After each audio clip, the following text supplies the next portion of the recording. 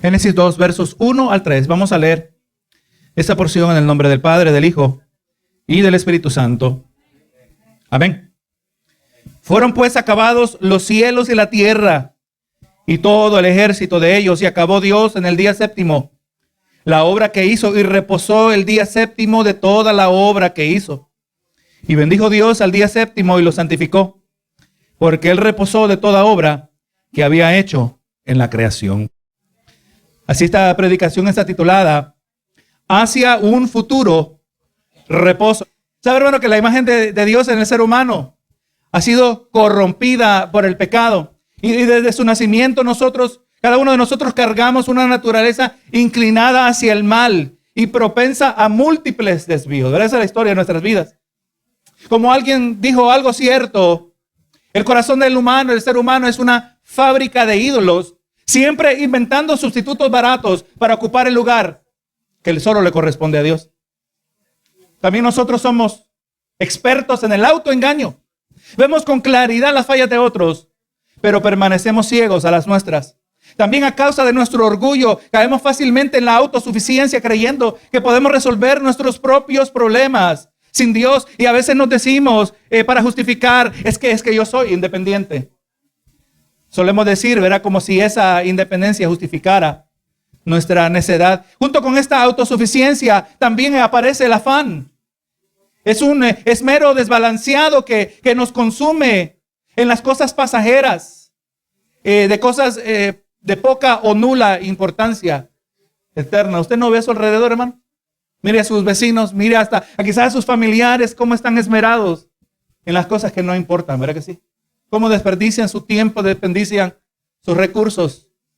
Esa es la realidad de la naturaleza humana. Y si eso fuera poco, también somos esclavos del temor, el producto de la ilusión de que tenemos algún control sobre nuestras vidas. Esto no es solo la condición del incrédulo, pero también los hijos de Dios luchamos contra estas mismas inclinaciones. Por eso en las Escrituras encontramos exhortaciones, como nos dice Mateo 6:34, dice, así que no os afanéis por el día de mañana. Ahí está la exhortación. ¿Por qué? Porque nos afanamos por el día de mañana, ¿verdad? Porque el día de mañana traerá su afán. Basta cada día su propio mal, hermano. En nuestra naturaleza finita, limitada, nosotros solo tenemos una cierta capacidad, solo una habilidad de tolerar hasta cierto punto. Hermano, si apenas aguantamos los problemas de hoy, ¿por qué andamos aguantando los de mañana?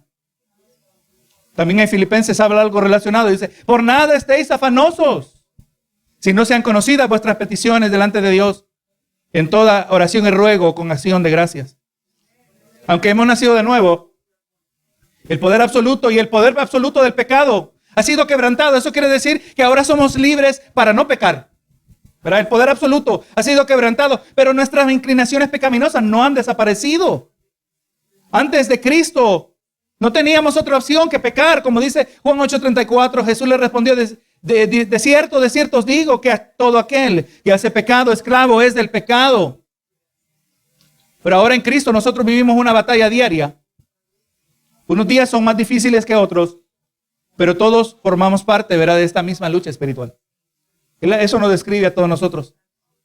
Pero como veremos, hermano, en esta noche, Dios no nos ha dejado a la deriva. Él ha establecido un patrón para que avancemos, crezcamos y maduremos en esta jornada de santificación. Así que, hermano, quisiera que al considerar esta predicación, 3 enseñanzas van a resaltar con claridad. Número 1, vamos a encontrar que Dios ha codificado dentro del orden creado el concepto del reposo. Segundo, veremos que el concepto de reposo precede a los 10 mandamientos dados al Sinaí. Sabemos también que la nueva creación tiene un nuevo día de reposo. Ahora leemos el verso 1, dice, fueron pues acabados los cielos y la tierra y todo el ejército de ellos. Hermano, vemos que en este verso Dios mismo, Él es el narrador del libro de Génesis, ¿verdad? Porque es el único que estaba presente. Él no nos está brindando un concepto teórico como lo hace la ciencia. Ahora hablan de lo que pasó cuando ninguno estaba vivo. El atrevimiento de decir que esto ocurrió hace tantos millones de años, ¿verdad? ¿Cómo pueden calcular esos números cuando no tenemos ni esa cantidad de historia? Pero no, Dios como narrador nos brinda el resumen de la totalidad de su obra creativa. Vemos a Dios en su majestad, en su gloria, en su poder. Pudimos observar que el Dios Todopoderoso bien pudo hacerlo todo en un solo instante. Dios pudo haberlo creado todo en un solo instante, pero vemos que decidió glorificarse por medio de un proceso observable en la obra de la creación que tiene su lugar. Un proceso de 6 días que niega la posibilidad de que Dios creó el universo a través de la evolución. Como algunos que presuponen no la autoridad de la Biblia, pero presuponen la autoridad de la ciencia. Y por cuanto la ciencia prescribe la evolución, tratan de encontrar la evolución dentro de la palabra del Señor. Eso no funciona. No son compatibles. La palabra fue clara. Dios dijo, y fue la mañana y la tarde de cada día, ¿verdad que sí?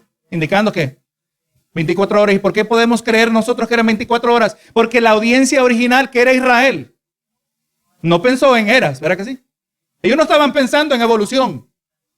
Ellos estaban pensando en lo que ellos conocían, 24 horas, días de 24 horas, ¿verdad? Así también nosotros lo podemos entender. Aprendimos que en los primeros 3 días Dios le dio forma al universo y en los siguientes 3 días de manera correspondiente Dios procedió a llenar la creación por medio de la palabra de su boca. El Dios que tiene el poder de ser. El término teológico se refiere a la aceidad de Dios. Eso es lo que estaba refiriendo cuando Moisés le preguntó, ¿y quién le diré al pueblo que me ha enviado? Dile que yo soy el que soy. Dios es el que tiene el poder de ser, nosotros no lo tenemos. Nuestra existencia está derivada completamente de Dios, ¿verdad que sí? Si Dios apaga el sol, se acabó el ser humano, solo con eso. No tiene que hacer nada, como eliminar la comida, no tiene que hacer tantas cosas, solo apaga el sol y ahí nos morimos por múltiples razones. El que tiene el poder del sol, creó el universo, aleluya, con la palabra de su boca, dijo Dios. Y fue hecho, ¿verdad que sí? Como decíamos esta mañana, si Dios lo dijo, considérelo hecho, ¿verdad que sí? Ahí es donde nosotros nos aferramos en su palabra, porque lo que Dios ha dicho ha sido también registrado en la palabra del Señor. En el verso 31 del capítulo anterior, nos registra que al final de Dios haber creado todas las cosas, Dios vio que su obra no solo era buena, pero dice que era buena en gran manera. Porque entendimos que el Dios bueno solo cosas buenas hace. Como hemos dicho esta expresión, y es bueno que usted ya quizás se la vaya memorizando. Dios no hace las cosas porque son buenas. Las cosas son buenas porque Dios las hace. Y cuando Dios hace algo, eso es bueno. Aun cuando juzga al pecador, eso también es bueno, ¿verdad que sí?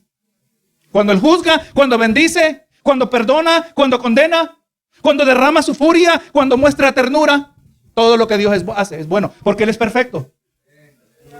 Él no se desequilibra, no se le pasa la mano como en nosotros, ¿verdad que sí? Dios nunca va a decir, no hubiera dicho eso. Un Dios perfecto no es capaz de esas cosas. Pero al final de hacer su creación, su obra era buena en gran manera. Así que, hermano, la próxima vez que usted tenga la oportunidad de tomarse un tiempecito a salirse un poco fuera de su rutina cotidiana y darse una caminadita en el parque y ver y poner hasta su mirada en el cielo o mirar aún el césped de la grama en la tierra. Todo esto es bueno porque Dios lo hizo, ¿verdad que sí?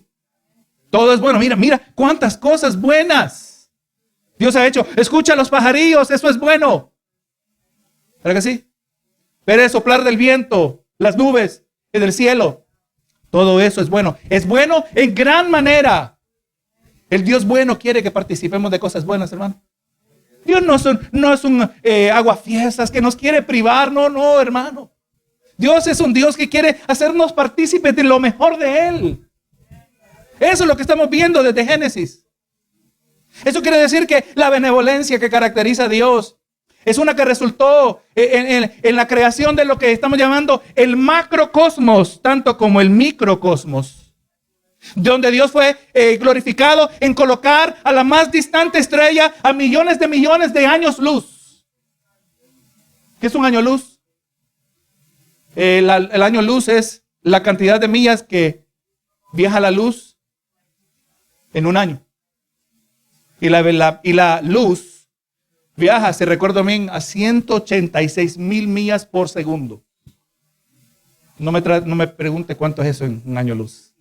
La más distante estrella en el más remoto rincón del universo, del macrocosmos. Dios le colocó luz y de manera igual fue glorificado en colocar luz en la más diminuta luciérnaga. Ese es Dios, ¿verdad que sí? Un Dios creativo, un Dios de poder. Dios acabó su obra y su obra era buena en gran manera. Hemos mirado bastante acerca de estos primeros 6 días. Pero ahora en el 7º día nos damos cuenta que este día es diferente. Dice el verso 2, y acabó Dios el día 7º. Y acabó Dios en el día 7º la obra que hizo. Hermano, Dios no es como nosotros, seres humanos. Dios termina lo que Él comienza. ¿Cuántas personas hacen sus resoluciones al comienzo del año? Y tenían buen impulso, ¿verdad? Pero no logran terminar. No, Dios termina lo que Él comienza. Y hermano, y así como Dios acabó su obra de la creación, tenga seguro que Él va a terminar su obra en ti. Dios va a terminar su obra, como dice Filipenses 1:6, decía el apóstol Pablo, escribiendo la epístola del gozo, encarcelado, pero gozoso. Dice, estando persuadido de esto, que el que comenzó en vosotros la buena obra, la perfeccionará hasta el día de Jesucristo. Estamos en ese proceso, hermano. Estoy bajo construcción. Eso me describe a mí y a usted.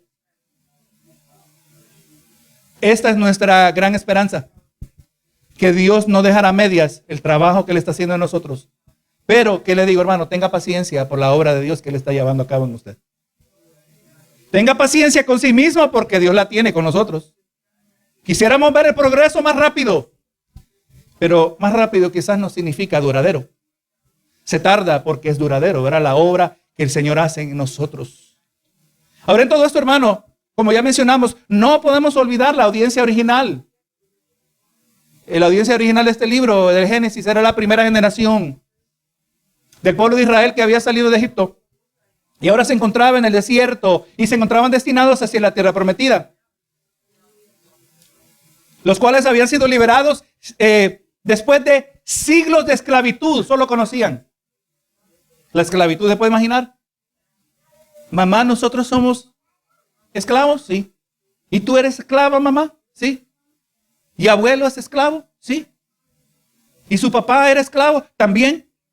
¿Y el papá de él? Hasta cientos de años, hermano. ¿Te puede imaginar? ¿Cómo habían sido oprimidos esta gente? Ahora liberados, destinados hacia la tierra prometida. Ahora estaban recibiendo su identidad nacional, una nueva identidad nacional. Ellos no sabían lo que era ser pueblo. Y recibieron su identidad nacional comenzando con los 10 mandamientos en el monte Sinaí. Eventualmente recibiendo por medio de Moisés el libro de Génesis y el resto del Pentateuco. Llevemos esto en mente mientras nosotros consideramos estos versos. Y nos dice este verso, dice, y reposó, la palabra aquí reposó era Sabbat. Y reposó el día 7º de toda la obra que hizo. Ahora, cuando se nos dice que Dios reposó, la palabra Sabbat aquí se refiere a no simplemente que a descansar porque estaba cansado. No, se refiere a la idea de cesar de hacer una actividad. Dios cesó de llevar a cabo su obra creativa, ¿verdad que sí? Ya Dios terminó. Esto no conlleva la idea de que Dios tuvo que descansar para reponer sus fuerzas. Un Dios omnipotente nunca se cansa. Recuerde, Él es el que tiene el poder de ser. Toda fuerza, toda habilidad. Vemos la fuerza de las bestias, la bestia más fuerte. Dios le da la fuerza, ¿verdad que sí? Aún hasta el animalito más diminuto, Dios le da la fuerza. Él es el que produce la vida, es la fuente de la vida. Un Dios omnipotente nunca se cansa, como dice en el Salmo 121, versos 3 y 4, dice, no dará tu pie al resbaladero, ni se dormirá el que te guarda. He aquí, no se adormecerá, ni dormirá el que guarda Israel. ¿Será que Dios nos guarda de la misma manera a nosotros? Oh, claro que sí. Él no se duerme, Él no se cansa. ¿Usted se recuerda el profeta Elías cuando desafiaba a los profetas de Baal? Y supuestamente a ellos se les dio el turno primero para que fuego descendiera del cielo.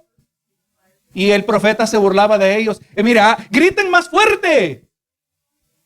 Griten más fuerte, porque seguro que anda de viaje o posiblemente está dormido. No, nuestro Dios no se duerme, hermanos. ¿Alguna vez usted le ha encomendado algo a alguien y le dice, mira, está pendiente de esto? Y después descubre que se durmió. Te dije que velaras la olla. Te dije que velaras la máquina. ¿Cómo es que te dormiste? No, hermano, Dios no se duerme en el volante. Está en perfecto control de su creación. Y vemos que por medio de este reposo, Sabbat, de Dios, Él ilustra el concepto que ha quedado codificado dentro del orden creado. Hermano, ¿cuál es este concepto? Que todo tiene que descansar. Encontramos que el ritmo diario, que incluye los ciclos del día y la noche, está decretando descanso sobre las criaturas. Vemos que Israel también aprendió que todo animal, aún las criaturas, las bestias, tenían que descansar. Dice Éxodo 20:10, mas en el séptimo día es reposo para Jehová tu Dios. No hagas en él obra alguna, ni tú, ni tu hijo, ni tu hija, ni tu siervo, ni tu criada, ni tu bestia, ni tu extranjero que esté dentro de tus puertas. Mire cómo es el descanso está codificado en la creación. ¿Verdad que sí? Los animales también necesitan descansar. La palabra también nos deja saber que la tierra también tiene que descansar. Levítico 24 o 25, versos 4 y 5 dice, pero en el séptimo día la tierra, en el séptimo año, la tierra tendrá descanso, reposo para Jehová. Escucha esto. No sembrarás tu tierra, ni podarás tu viña. O sea, si algo crece, no lo vas a cultivar, déjalo en la tierra. Lo que de suyo naciere en tu tierra segada, no lo segarás. Y las uvas de tu viñedo no vendimiarás. Año de reposo será para la tierra. La tierra tiene que descansar por todo un año, cada 7 años. Se le había enseñado a Israel. Israel aprendió también, como hemos entendido, aprendieron en el monte Sinaí que todo hombre tiene que descansar. Éxodo 20, versos 8 y 9 dice, acuérdate, un detalle que lo vamos a volver a mencionar, acuérdate del día de reposo para santificarlo. 6 días trabajarás y harás toda tu obra. El reposo está codificado en la creación, ¿verdad? Hermano, tan importante es este reposo.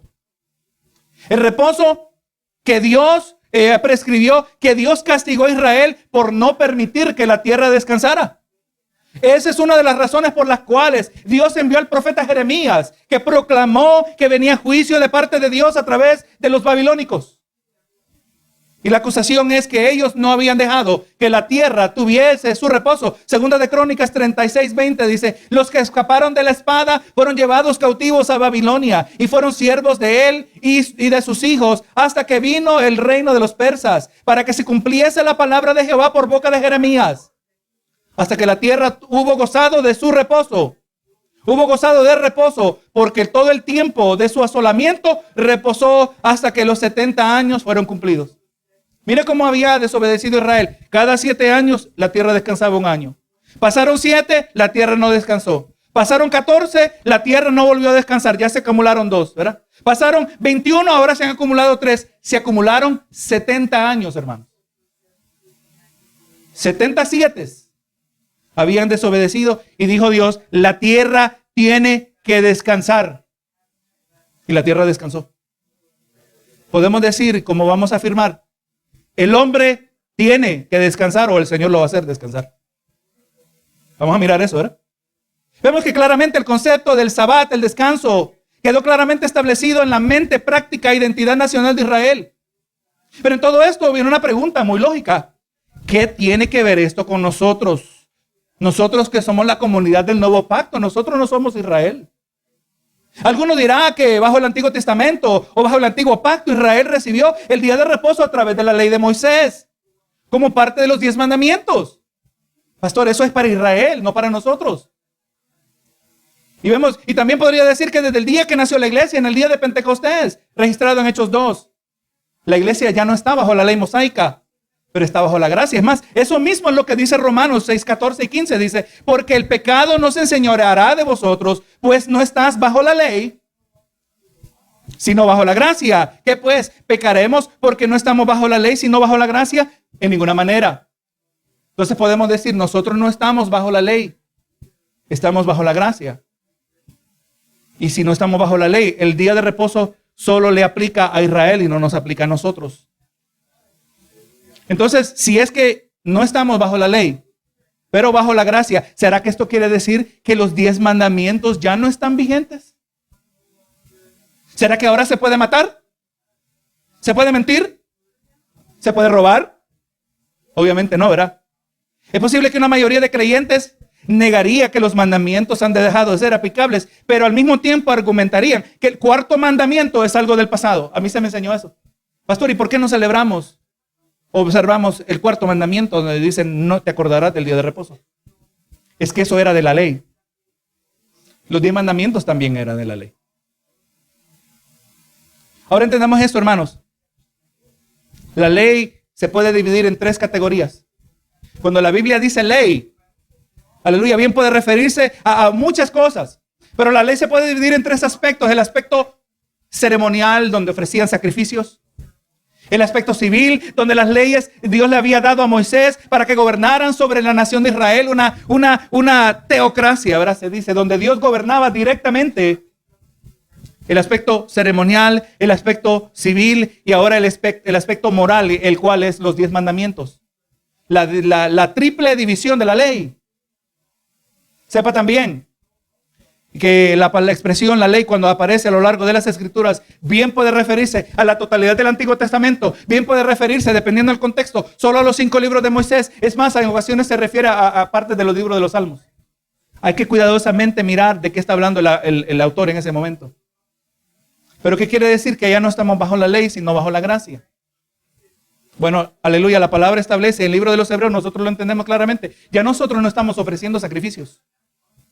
¿Por qué ya no ofrecemos sacrificios? Porque los sacrificios señalaban, eran en un símbolo, eran una representación, señalaban hacia el sacrificio, el cordero inmolado que quita el pecado del mundo. Dice la carta a los Hebreos que habiendo venido la sustancia, ya no necesitamos las sombras. Ya vino Cristo. Los sacrificios señalaban hacia la necesidad de un mayor sacrificio que estaba en Cristo Jesús. Ahora ha venido Cristo, ya no necesitamos aquello que señala. Ya vemos que se desvaneció la necesidad del aspecto ceremonial de la ley. De la misma manera, nosotros no somos parte de Israel, nosotros no somos Israel, nosotros no estamos viviendo en una teocracia, ¿verdad? Estamos viviendo en un gobierno secular. Es más, déjeme aclarar, muchos dicen que estamos viviendo en una democracia. Estados Unidos no es una democracia.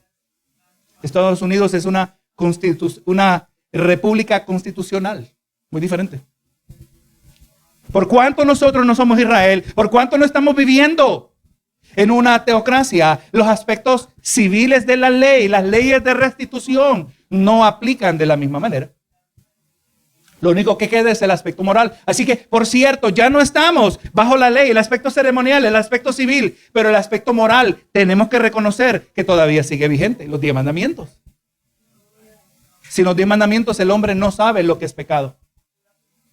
Y no tenemos permiso para apartar uno que no nos cuadre bien. Los 10 mandamientos son una expresión de la perfecta voluntad de Dios. ¿Usted quiere saber cómo Dios piensa? Mire los 10 mandamientos. Tan importantes que se le dieron 10 leyes que gobernaban la nación de Israel y una de ellas era, te acordarás del día de reposo. Acuérdate del día de reposo para santificarlo. Acuérdese de la palabra acuérdate, porque la vamos a necesitar después. Así que no podemos olvidar que este mandamiento en ninguna manera ha sido separado por Dios como que si perteneciera a su propia, a una categoría distinta en valor. Es que este es inferior, es que este es diferente, este no lo ocupamos. No tenemos permiso para hacer eso. Entonces, ¿qué decimos entonces? Decimos que los 10 mandamientos siguen vigentes. Ahora, déjenme aclarar aquí para que no se me vaya a distraer. No nos estamos haciendo adventistas. Nosotros no somos adventistas. No estamos buscando adherirnos a la antigua manera de Israel a observar el día de reposo. Vamos a ver lo que la palabra nos sigue diciendo al respecto. Los 10 mandamientos siguen vigentes y que no podemos deshacernos del cuarto mandamiento. ¿Por qué no podemos deshacernos? Porque está arraigado, porque tiene sus raíces, no en el Sinaí, pero en la creación, como acabamos de leer. ¿Qué dice Éxodo 20? En el verso 10 y 11.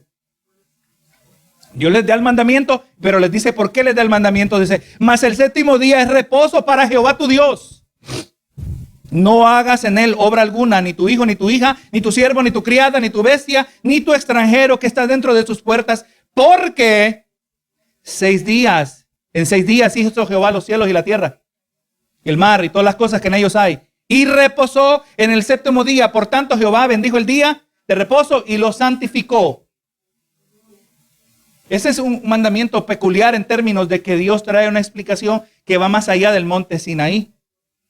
Así que esto quiere decir que el mandamiento de observar el día de reposo existía antes del Sinaí. Ahora, algunos argumentan que nosotros no somos llamados a observar porque este mandamiento comenzó con los 10 mandamientos, aleluya, y fue prescrito solo para Israel. Pero si el día de reposo comenzó a observarse en el tiempo del monte Sinaí, que aparece en el capítulo 20 de Éxodo, ¿por qué leemos esto en Éxodo 16? Miren cuidadosamente, porque aquí estamos como detectives espirituales. Estamos examinando las pistas, ¿verdad?, que el Señor nos ha dado en su palabra. Si el mandamiento fue presentado por primera vez a Israel en Éxodo 20, ¿por qué leemos en Éxodo 16? Éxodo 20, cuando llegaron al monte Sinaí. En Éxodo 16 todavía no han llegado. Todavía Moisés no había subido al monte. Todavía no había recibido las tablas. Y ahora dice el verso 10, capítulo 16, versos 4 y 5. Y Jehová dijo a Moisés: he aquí, yo os haré llover pan del cielo, y el pueblo saldrá y recogerá diariamente la porción de un día, para que yo lo pruebe si anda en mi ley o no. Mas en el sexto día prepararán para guardar el doble de lo que suelen recoger cada día. ¿Será que esto que indica que Israel ya sabía acerca del Sabbat antes de llegar al Sinaí? Y ahí nos brincamos ahora en el verso 22 del mismo capítulo 16. En el sexto día recogieron doble porción de comida, 2 gomeres para cada uno, y todos los príncipes de la congregación vinieron y se lo hicieron saber a Moisés. Y él les dijo: esto es lo que ha dicho Jehová, mañana, hablando del día de reposo, mañana es el santo día de reposo, el reposo consagrado a Jehová. De lo que habéis de cocer, cocerlo hoy, y lo que habéis de cocinar, cocinarlo, y todo lo que os sobrare, guardarlo para mañana. Y ellos lo guardaron hasta mañana, según lo que Moisés les había mandado, y no se agusanó ni hedió. Y dijo Moisés: comedlo hoy, porque hoy es día de reposo para Jehová, y no hallaréis en el campo. 6 días lo recogeréis, mas el séptimo día es día de reposo, en él no se hallará. Hubiera tenido sentido que este relato hubiera aparecido después de Sinaí, ¿verdad? Pero no, aparece antes. Está indicando, y por eso le había dicho yo que se acordara de acuérdate. ¿Por qué dice el mandamiento acuérdate? Porque ellos ya lo sabían. Amén.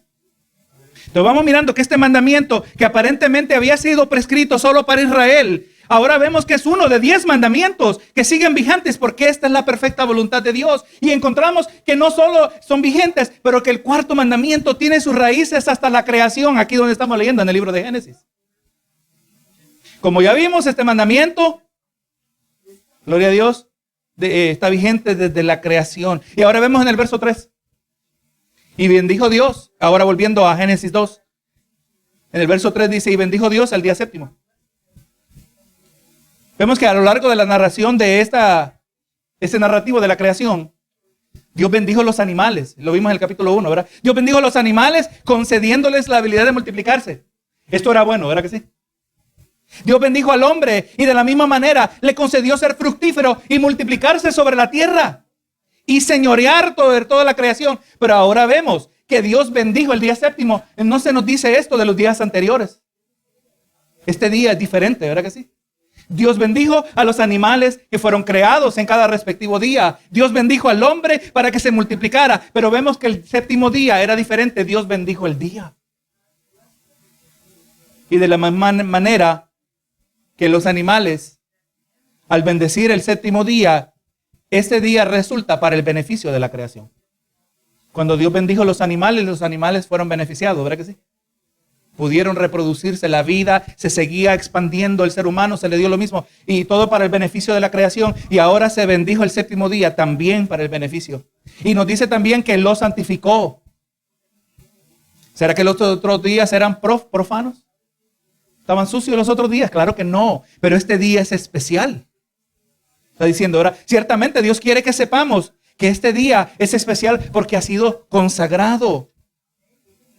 El día donde se descansa para de esa manera obedecer al orden establecido por Dios es un día sagrado. Ya establecimos al comienzo, hemos visto conforme a la palabra que el descanso, el reposo ha sido codificado en la creación. Dios le dice: la tierra tiene que descansar, los animales tienen que descansar, el hombre también tiene que descansar. Oye, pero ¿cómo es posible que este libro de cavernícolas, como no mira la sociedad, ¿verdad? Este libro de cavernícolas pueda ser tan aplicable a la frenética sociedad del día de hoy? Que si el ser humano pudiera trabajar 8 días a la semana, 8 días trabajara. Sigue tan vigente, tan necesario, que el Señor siga hablando a la creación y siga hablando a sus hijos diciendo: el hombre también, el ser humano también tiene que descansar. Y el día que Dios ha decidido es un día que ha sido consagrado, un día que ha sido santificado. Esto trae gloria a Dios.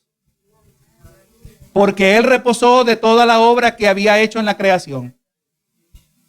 Entonces, obviamente, entendamos y les recuerdo, cuando nosotros leemos de manera progresiva desde Génesis, Apocalipsis, se nos va presentando y pintando un escenario, un narrativo. Gloria a Dios que al comienzo no tiene todos los detalles, pero a medida vamos avanzando a lo largo de la Biblia, va adquiriendo mayor resolución, va adquiriendo una mayor revelación. Eventualmente se brindó su máxima revelación en la persona de Cristo.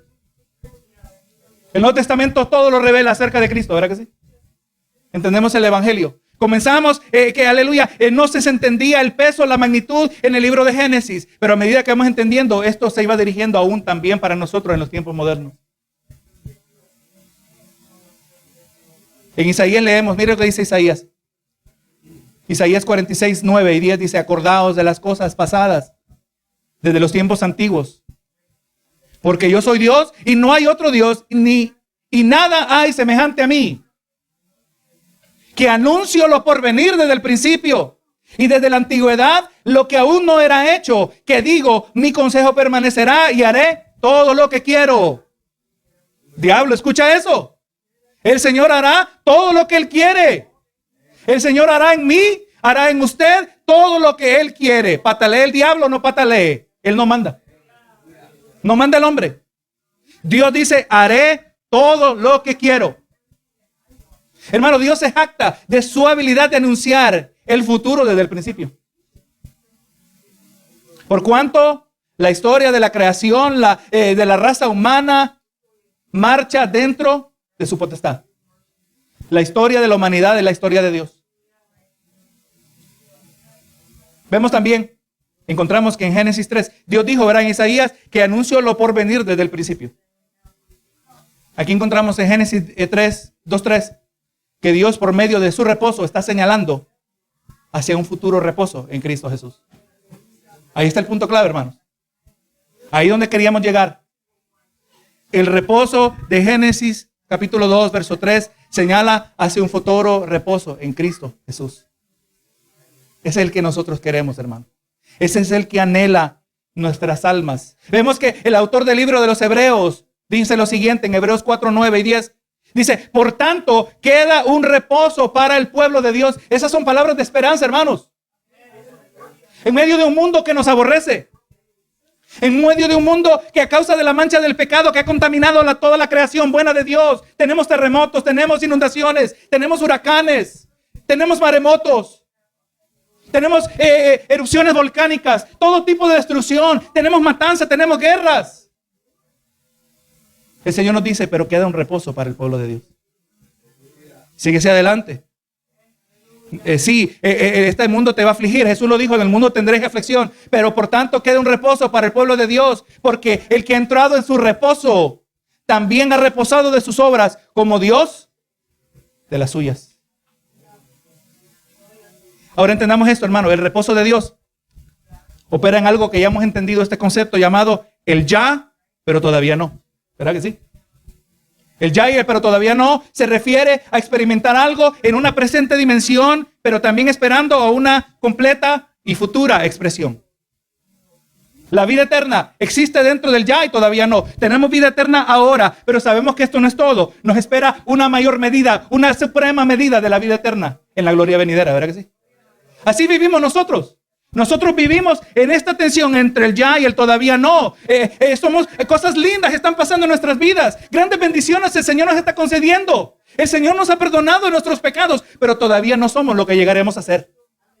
Aleluya. Hay momentos de frustración en nuestras vidas porque, aleluya, quisiéramos ser mejor para Dios, pero el Señor nos dice, pero todavía aún espera, hay un reposo para el pueblo de Dios. Eso es lo que estaba anunciando desde Génesis capítulo 2. En Hebreos 4:3 Dice, pero lo que hemos creído, los que hemos creído, entramos en el reposo. Ahí está el ya. De la manera que dijo, por cuanto juré en mi ira, no entrarán en mi reposo, aunque las obras suyas estaban acabadas desde la fundación del mundo. Israel no entró en el reposo, pero nosotros sí entramos en el reposo del Señor. Los que murieron en el desierto no entraron, hermanos. No entraron a la tierra prometida. La tierra prometida que en muchas maneras ilustra la gloria venidera para nosotros, ¿verdad que sí? Nosotros no somos de aquí. O como dice en Mateo 11:28, hablando de esta presente dimensión del reposo del Señor, claramente lo dice, y cuando vemos la conexión no la podemos ignorar. Dice, venid a mí todos los que estáis trabajados y cargados, y yo os haré descansar. Llevad mi yugo sobre vosotros y aprended de mí, que soy manso y humilde de corazón, y hallaréis descanso para vuestras almas. ¿Es esto futuro? No, esto es presente, hermanos. Señor, el descanso lo necesito ahora. Ahora lo necesito, Señor. Sí, me alegra saber que hay algo que me espera, pero yo lo necesito ahora. Las aflicciones son ahora, Señor. Las debilidades son ahora. Las frustraciones son ahora. Los ataques son ahora. Las debilidades, las enfermedades son ahora. Señor, yo voy a venir a ti para que me hagas descansar. Porque mi yugo es fácil y ligera mi carga. El reposo del Señor es el ya, pero todavía no. Hermano, en Cristo hoy en Jesús encontramos un descanso para nuestras almas. Pero también nos espera un futuro y supremo descanso. Hermano, un descanso que será tan amplio, que va a abarcar a tal grado, a tal medida. Lo vemos aún expresado en Apocalipsis 21, verso 1 al 4. Dice, y vio un cielo y una tierra nueva, porque el primer cielo y la tierra pasaron. Y el mar ya no existía más. Y yo vi la santa ciudad, la nueva Jerusalén, descender desde el cielo de Dios, dispuesta como una esposa ataviada para su marido. Y oí una gran voz del cielo que decía, he aquí el tabernáculo de Dios con los hombres, y él morará con ellos, y ellos serán su pueblo, y Dios mismo será con ellos como su Dios. Enjugará Dios toda lágrima de los ojos de ellos. Descanso, ¿verdad? Y ya no habrá muerte, ni habrá más llanto, ni clamor, ni dolor, porque las primeras cosas pasaron. Hermano, la palabra nos dice también, Pablo nos dice, que la misma tierra gime, como dolores de parto, ¿verdad? Que gime a causa de la contaminación del pecado, y la misma tierra va a descansar eternamente, hermano. Qué tremendo, ¿verdad? La imagen que el Señor nos dice aquí. Entendamos en todo esto. Pero entonces, si esto es cierto, sí, pastor, yo estoy convencido. Pero entonces tenemos que cambiar el culto al sábado. ¿Cómo se hace esto en el día de hoy? Entendamos, el tiempo no nos va a permitir hoy, pero nosotros celebramos ahora el día del Señor, el día domingo. Me voy a limitar a decir que tenemos mucha más evidencia al respecto. La nueva creación tiene un nuevo día de reposo. El día que nuestro Señor Jesucristo resucitó. Si el día sábado seguía siendo vigente, el día importante consagrado de la antigua creación, del antiguo pacto, seguía siendo igual de importante, Cristo hubiera resucitado el día sábado. Pero Cristo resucitó el primer día de la semana. Una nueva creación brinda también un nuevo día de reposo. Segunda de Corintios 5:17. De modo que si alguno está en Cristo, nueva criatura es. Las cosas viejas pasaron y aquí todas son hechas nuevas. Estamos entrando en el reposo del Señor, ¿verdad que sí? Como hemos de ver, el día del Señor, hermano, es un día de deleite, de regocijo. Un día donde nos distanciamos de las distracciones terrenales. Es un día de renovación espiritual. ¿Cómo se debe mirar este día? Dios se lo dijo a Isaías. Isaías habló de parte de Dios en Isaías 58. Muy importante que usted visite este verso. Dice, aquí nos brinda no el legalismo que encontró Jesús. No es eso lo que estamos buscando. No el legalismo de los fariseos como vemos en los evangelios. No. Aquí está el verdadero día de reposo. Isaías 58:13 dice, si retrajeres del día de reposo tu pie, de hacer tu voluntad en mi día, y lo llamares delicia, santo, glorioso de Jehová, y lo venerares, no andando en tus propios caminos, ni buscando tu voluntad, ni hablando tus propias palabras, entonces te deleitarás en Jehová. Y yo te haré subir sobre las alturas de la tierra, y te haré comer de la heredad de Jacob tu padre, porque la boca de Jehová lo ha hablado. ¿De qué se trata este día de reposo? Es un día para deleitarnos en Jehová. El Señor nos ha dado este día a nosotros, hermanos, como miembros de esta nueva creación, para que dejemos de hacer lo nuestro. Tenemos 6 días para hacer lo nuestro. Usted quiere saber a alguien que está enredado en los negocios de este mundo cuando no le rinden los 6 días y tiene que tomarle del día de Jehová. ¿Verdad que sí? Es decir, ¿cómo vamos a saberlo si estamos enredados? La palabra es clara. Que ninguno que milita se enreda en los negocios de este mundo. ¿Verdad que sí? Es un día de deleite, hermanos. Así que cada día domingo entendamos que este es un día prescrito por Dios, un regalo de bendición dado al hombre. Un día donde la regla es el regocijo en el Señor. Vamos a decirlo así, hermanos. El domingo, el regocijo es mandatorio. ¿Se puede decir eso? Amén. El domingo, nos dijo Pablo, estad siempre gozosos. Así que podemos decir, en el domingo el gozo es mandatorio. Así que usted va a hacer lo que necesita hacer para desenredarse de los afanes semanales. Para poder estar libre, para deleitarnos en el día del Señor, que tenemos la bendición de congregarnos y adorar a nuestro santo Dios. Un día, como dijimos, la regla es regocijo en el Señor, el día que ha sido establecido para el beneficio del hombre, y Dios es glorificado cuando el hombre se deleita en Él. ¿No es eso lo que vamos a hacer en el cielo, hermanos? ¿Nos vamos a deleitar en el Señor? Pero yo no me puedo imaginar deleitándome en el Señor por la eternidad, cuando yo no me puedo deleitar un día en 7. Se hace difícil imaginar eso. Oye, es que ya no aguanto este día, se ha hecho muy largo. ¿Tengo que orar más? ¿Tengo que ir a la iglesia otra vez? ¿Tengo que leer la Biblia? Estamos enredados.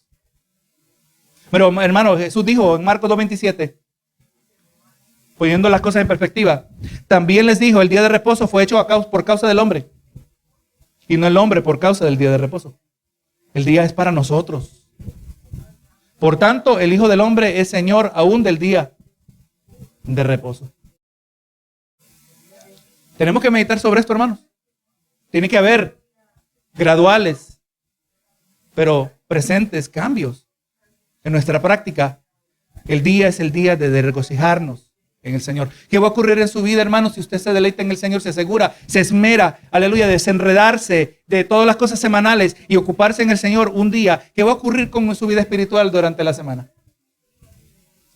¿Qué va a ocurrir cuando le damos más tiempo al Señor? Amén. Ahí está el avivamiento. Amén. Cuando el ser humano cumple conforme a su diseño de deleitarnos en el Señor para siempre. Así que, hermano, hemos aprendido que Dios observó el cesar de su obra creativa para ilustrar el patrón que se observa en su creación. La tierra, los animales y el hombre en particular han recibido el beneficio del reposo. Aprendimos que el día de reposo no tuvo su comienzo en el Sinaí con los 10 mandamientos, pero que estaba vigente desde la creación. Aprendimos que desde el comienzo este reposo señalaba hacia el reposo que todos encontramos en Cristo. Reposo que experimentamos en el ya y en el todavía no. Reposo presente para nuestras almas que nos conduce hacia un supremo reposo en la gloria venidera. Reposo destacado por nuestro cesar de actividad cotidiana. ¿Para qué? Para regocijarnos y deleitarnos en nuestro Creador y Redentor. Ahora, no se preocupe, hermanos. Usted no tiene que empezar a formular una serie de reglas estrictas que, aleluya, le van a mantener encaminado. Pídele al Señor sabiduría. Amén. No vamos a hacernos fariseos modernos. Pero empiece a preguntarle al Señor, ¿qué debo hacer en este día, Señor? Muéstrame. Si usted no se está deleitando en el día del Señor, no lo está haciendo correctamente. Amén. Un día de deleite y el Señor respalda todo esfuerzo que nosotros hacemos para mantenernos fieles a su palabra.